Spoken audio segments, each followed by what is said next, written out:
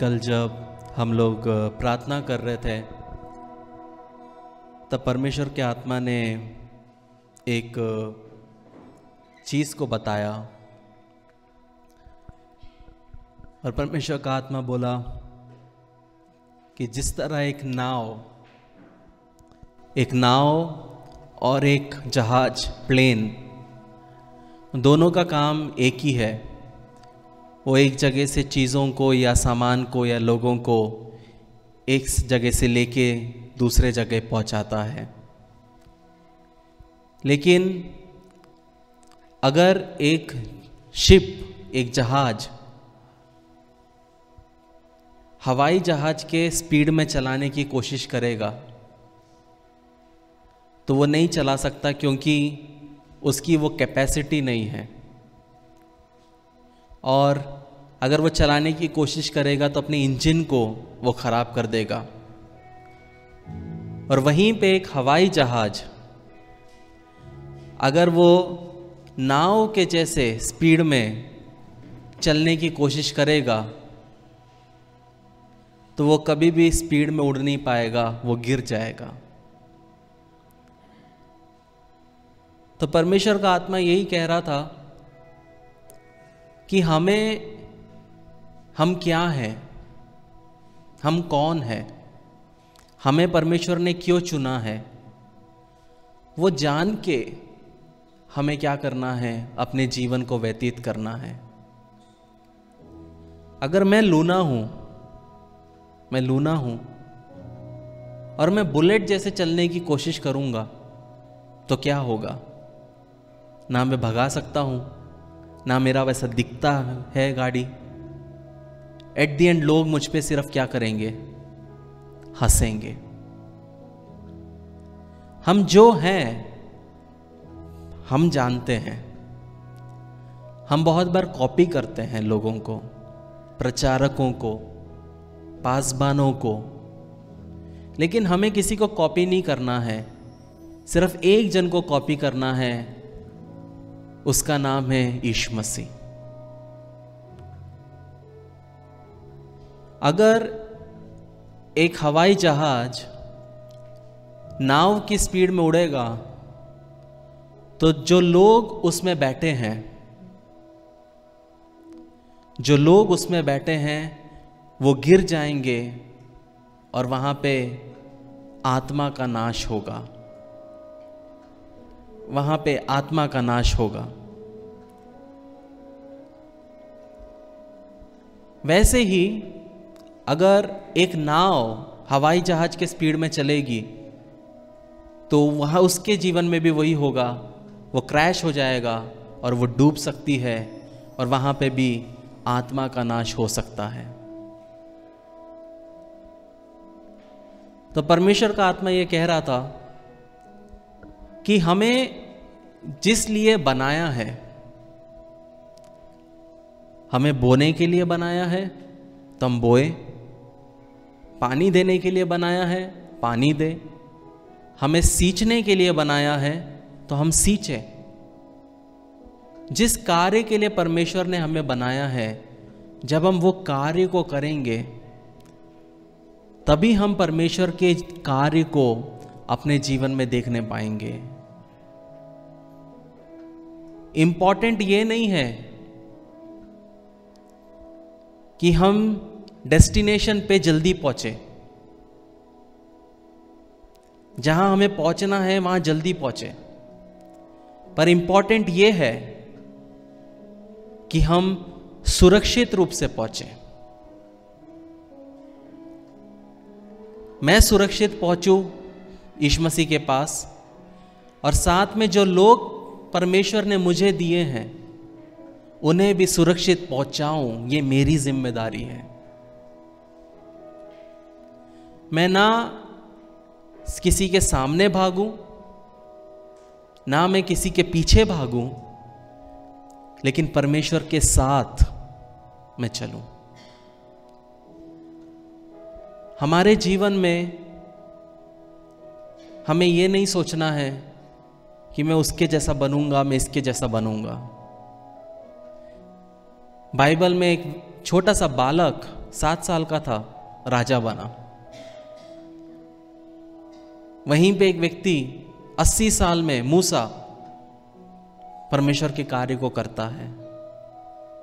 वो दोनों जिस कार्य के लिए बने गए थे उन्होंने वो कार्य को किया, लेकिन वो अपने समय का इंतजार किए।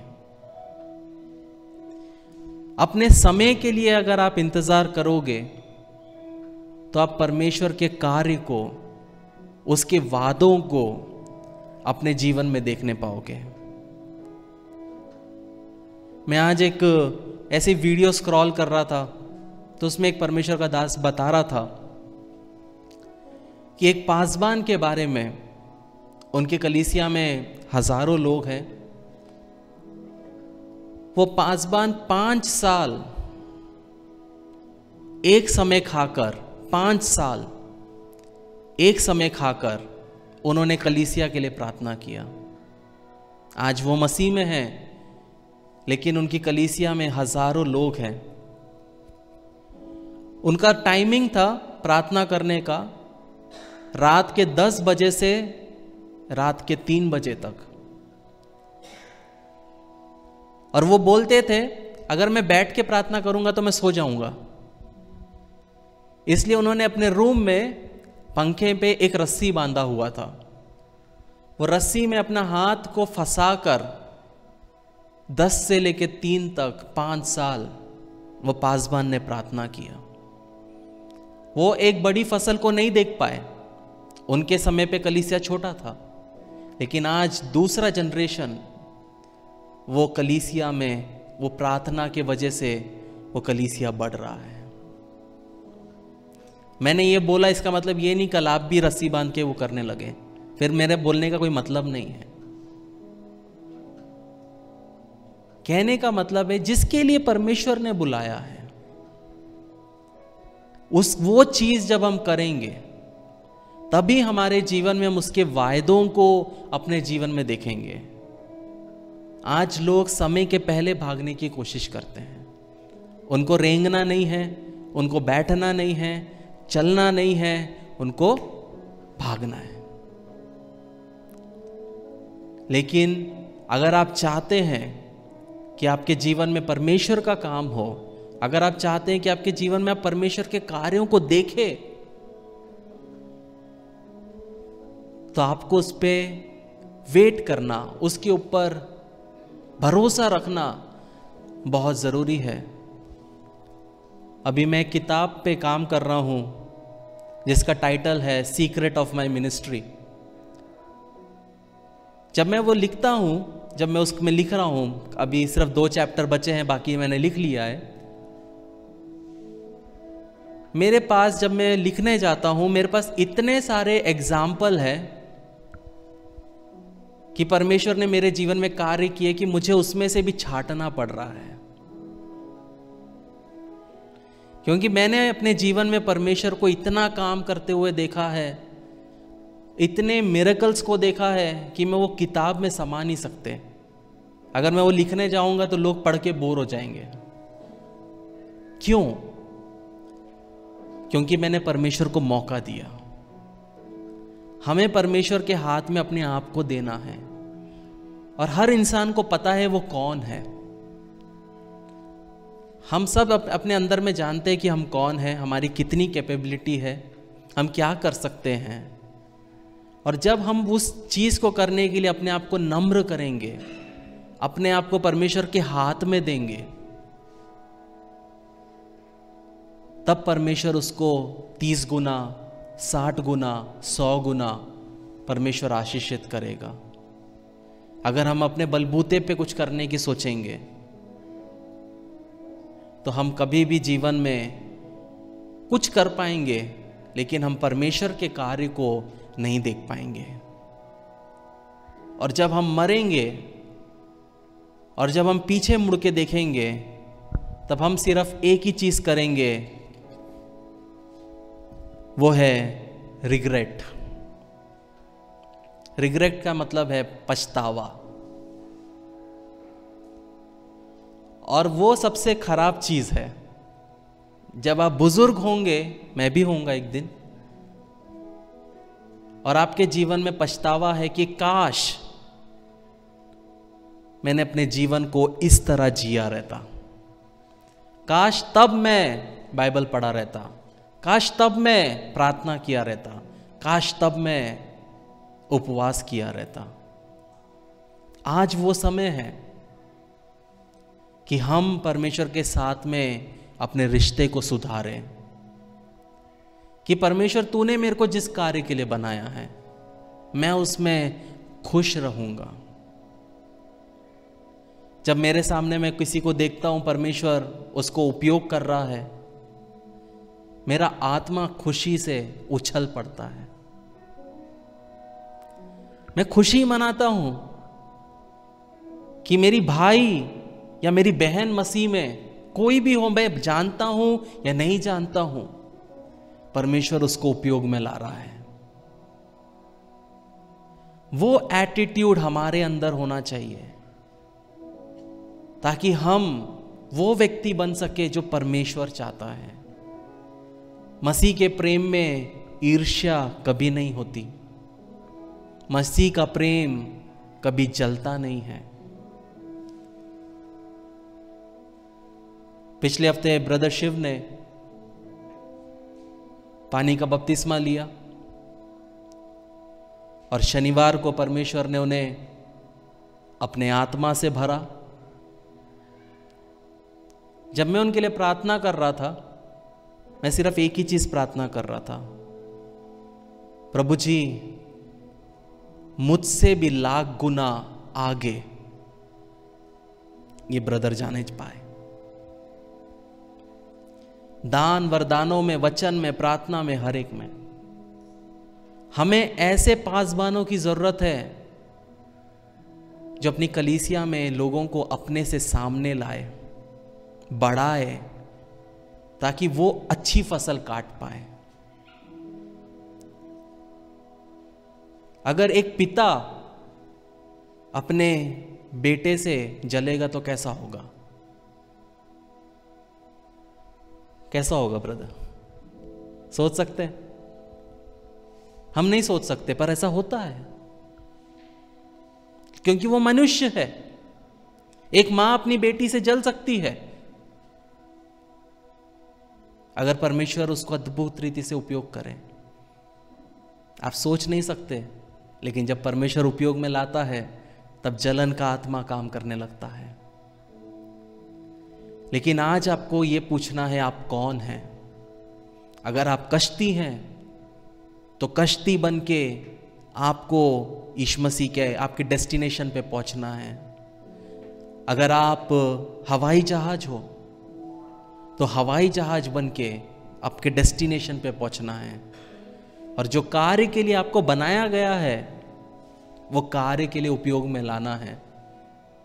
अगर आप बोलोगे मैं बकेट हूं, मुझे बकेट में चाय पीना है, बकेट को चाय पीने के लिए नहीं बनाया गया है, बकेट को पानी भरने के लिए बनाया गया है। आपको किसके लिए बनाया गया है? आपको जिसके लिए बनाया गया है वो आप जानते हो। आपको भविष्यवाणी करके बताने की जरूरत नहीं है। आप जब प्रार्थना करते हैं आप जानते हो आप कौन हैं। आप मसीह में राजकुमार और राजकुमारी हो। आप परमेश्वर के बेटे और बेटी हो। इसलिए जब आप इस दुनिया में जीते हैं तो एक भिखारी के नहीं, एक राजा का बेटा कैसा भी रहे, वो जहां पे भी जाएगा एक हक से जाएगा, क्योंकि मैं वो राजा का बेटा है।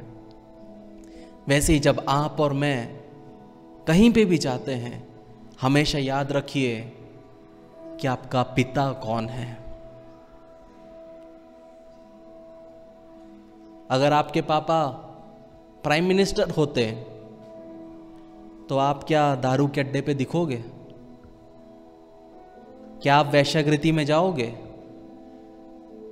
क्या आप सिगरेट फूकोगे रोड के साइड में खड़े होके? नहीं। क्यों? मेरे पापा प्राइम मिनिस्टर हैं। कोई फोटोग्राफर फोटो ले लेगा, पेपर में डाल देगा, वायरल हो जाएगा। पर आप और मैं परमेश्वर की संतान हैं। तो सोचिए हमको किस तरह चलना है, हमें किस तरह बोलना है, हमारे कार्य किस प्रकार होने चाहिए। वचन कहता है कि मैं पवित्र हूं, तुम भी पवित्र बनो। हमारा परमेश्वर पवित्र है, हमें भी पवित्र बनना है।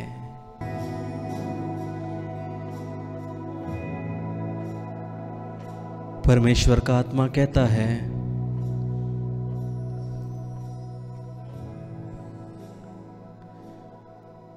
जिस तरह कोई भी व्यक्ति एक गधे को पसंद नहीं करता,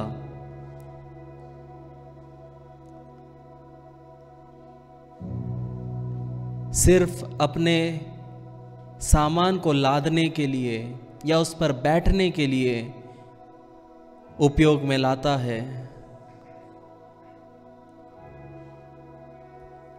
कोई भी एक गधे को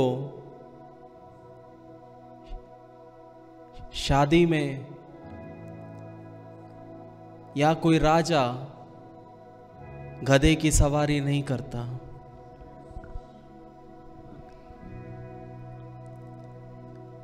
राजा रथों पर सवार करते हैं, शूरवीर रथों पर सवार करते हैं।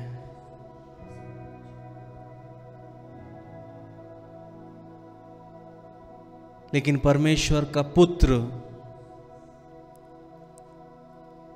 गधे पर सवार होके यरूशलेम में आया।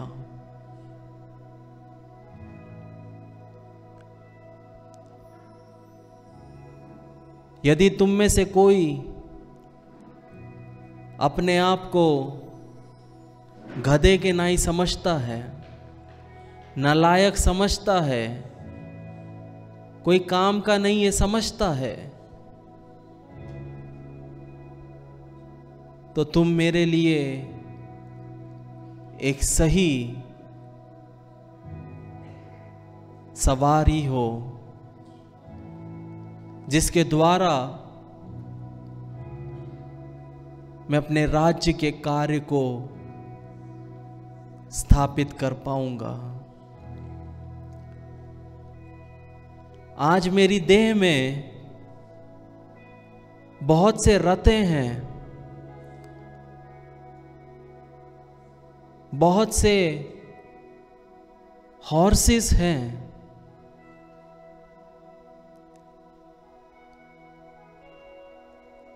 लेकिन मैं बुद्धिमान को नहीं बल्कि निर्बुद्धियों को चुनता हूं अपने कार्य के लिए, ताकि मैं बुद्धिमान को बता सकूं कि मैं जीवित परमेश्वर हूं। इसलिए यदि तू मेरी आवाज को सुनता है, यदि तू मेरी आवाज को सुन रही है और अपने आप को एक गधे के नाई समझती है, एक गधी के नाई समझती है, तो याद रख कि एक गधे के ऊपर ही यीशु मसीह सवार हुआ था।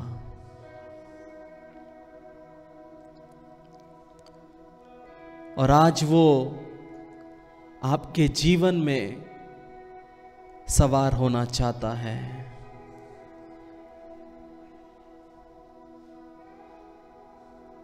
जब सिर्फ बोझ हो, जब सिर्फ प्रॉब्लम हो,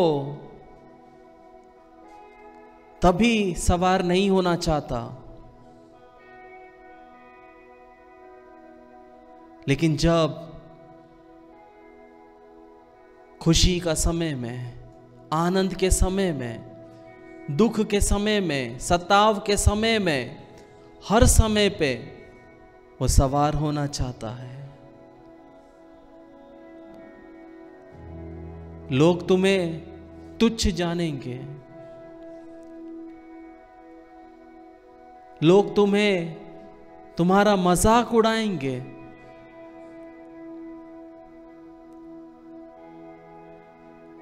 लेकिन जिस गधे पे यीशु सवार है, वो गधा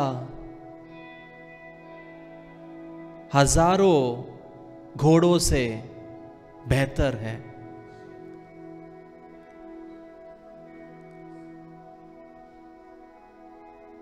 अगर आज तू अपने आप को समर्पित करेगा या करेगी,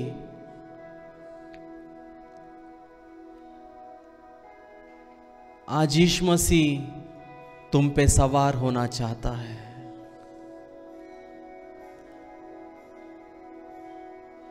सवाल ये उठता है, क्या तुम यीशु मसीह को सवार होने दोगे कि नहीं?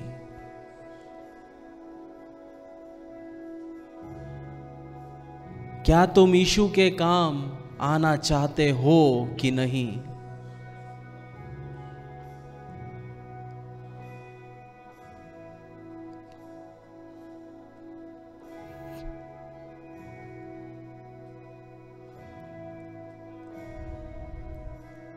अनेक लोग अपने कमरों में बंद हैं। वो तैयार हैं एक गधा बनने के लिए, लेकिन आज मैं तुमसे पूछता हूं, क्या तुम चाहते हो? अगर चाहते हो तो अपने आप को समर्पित करो।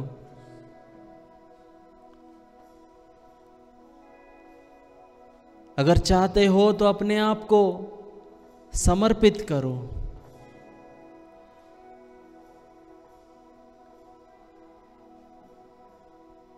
तुम महिमा के राजा को तुम पर सवार होते हुए देखने पाओगे।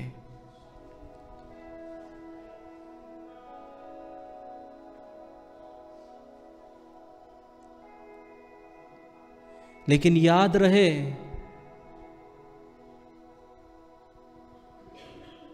जिस प्रकार यीशु मसीह जब यरूशलेम की ओर आया, तब लोगों ने जय जयकार किया, नारे लगाए, स्तुति की।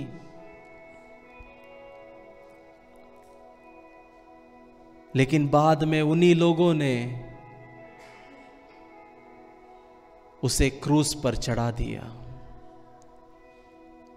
उन्हीं लोगों ने चिल्लाया कि इसे क्रूस पे चढ़ा दो। इसलिए लोगों के लिए मुझे चुनने की जरूरत नहीं, क्योंकि लोग समय के अनुसार बदल जाएंगे। जब लोगों का स्वार्थ निकल जाएगा, वो तुम्हें छोड़ देंगे।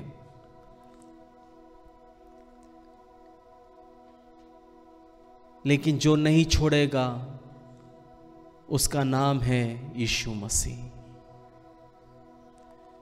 वो तुम्हें ना ही कभी छोड़ेगा और ना ही कभी त्यागेगा।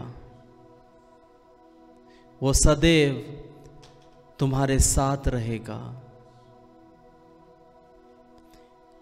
लोग भले तुझे पसंद करें या ना करें, मैं तुझे पसंद करता हूं, ऐसा परमेश्वर का आत्मा कहता है।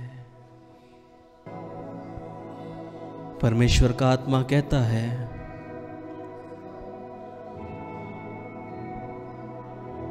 अनेक यूहन्नाओं को मैं खड़ा करने जा रहा हूं। ऐसे यूहन्ना जो अनेक लोगों को मेरी ओर मन फिराएंगे। ऐसे यूहन्ना जो लोगों को देखकर ना डरते हुए मेरे वचन को दृढ़ता के साथ सुनाएंगे।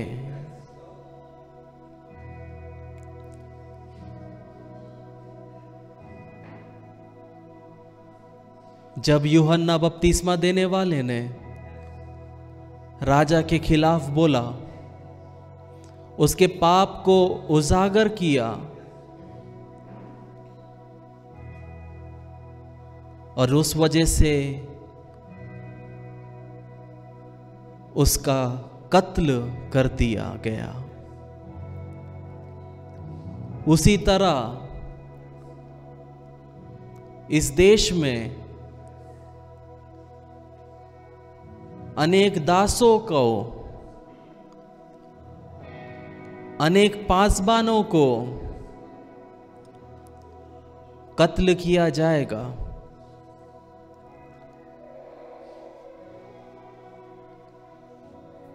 लेकिन याद रहे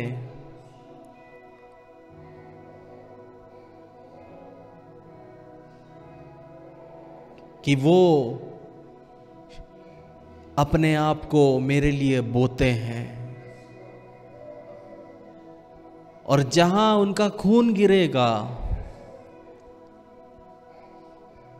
वहां से अनेकों, हजारों, लाखों लोगों को मैं अपने राज्य के लिए खड़ा करूंगा।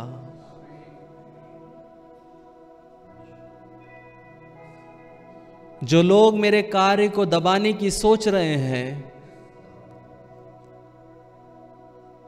वो कभी अपने कार्य में सफल नहीं हो पाएंगे।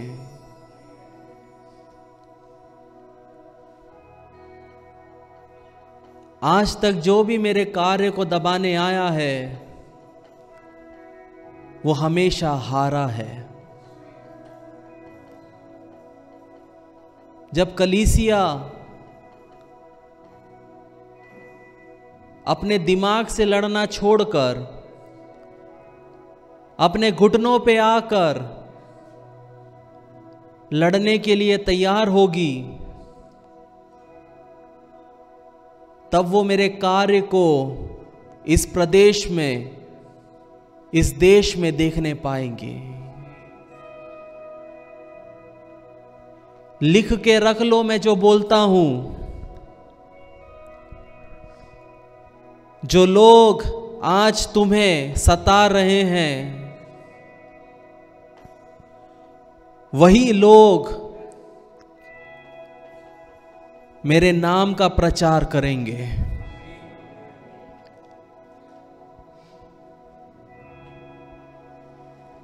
जो लोग के वजह से आज मसीही लोग डर रहे हैं,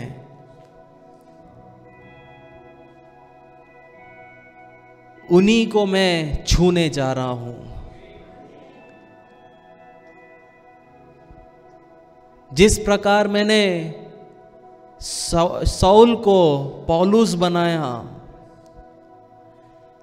अनेक शाऊलों को मैं छूने जा रहा हूं। और आने वाले समयों में तुम मेरे कार्य को देखने पाओगे।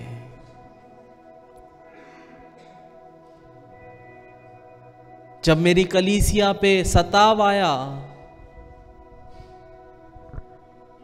तब वो कोर्ट नहीं गए,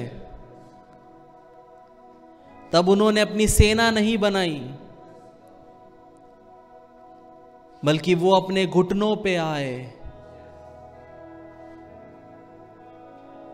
और उन्होंने प्रार्थना किया, यदि तुम मेरे बताए हुए रास्ते पे चलोगे, जो तुम्हारे सताते हैं उनके लिए प्रार्थना करोगे, तो जो लोग तुम्हारे खिलाफ है वो तुम्हारे साथ हो जाएंगे। जो तुम्हारे खिलाफ सोचते हैं, जो तुम्हारे खिलाफ बोलते हैं, वो तुम्हारे साथ हो जाएंगे। और जिस तरह मैंने पौलुस को अन्य जातियों के लिए चुना, वैसे ही उन्हें भी मैं अपने राज्य की बढ़ोतरी के लिए उपयोग में लाऊंगा। इसलिए कलीसिया जागती रहे और प्रार्थना करती रहे, ऐसा परमेश्वर का आत्मा कहता है।